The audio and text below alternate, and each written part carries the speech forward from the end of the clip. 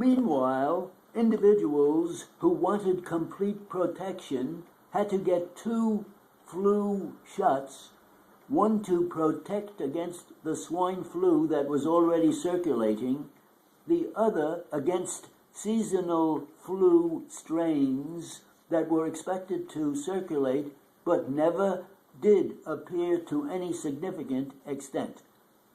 This year, immunization will be much simpler. The vaccine will protect against both the swine flu and 2 other flu strains.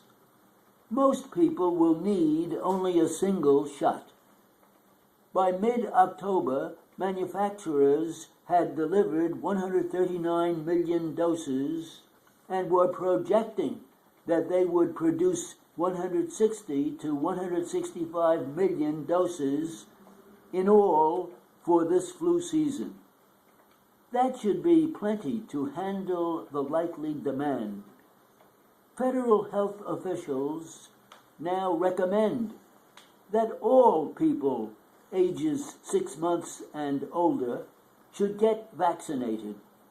Influenza activity is relatively low around the country, but it makes sense to get protected soon before the virus arrives in force. In the Wayback Machine, it's a very short trip to 1959 and the debut of Rocky and His Friends, the cartoon series featuring characters originated by Alex Anderson.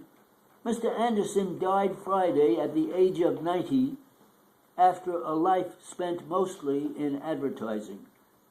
Jay Ward, who created the series, was clearly responsible for its anarchic spirit. But Mr. Anderson's leading characters, Rocky the Flying Squirrel and his pal Bullwinkle the Moose, are lodged in the imagination of Americans of a certain age.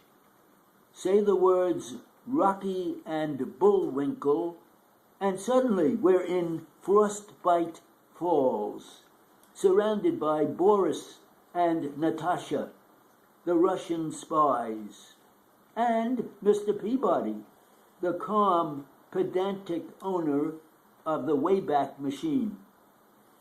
Compared with animation by Warner Brothers and Walt Disney, Rocky and Bullwinkle was a simply sketched cartoon. To the children who watched, it was spectacularly grown up, a Cold War fable crowded with allusions, puns, and moments of almost abstract silliness. The narrative lines were so absurd that it made Bugs Bunny and Daffy Duck look like studies in narrative composition.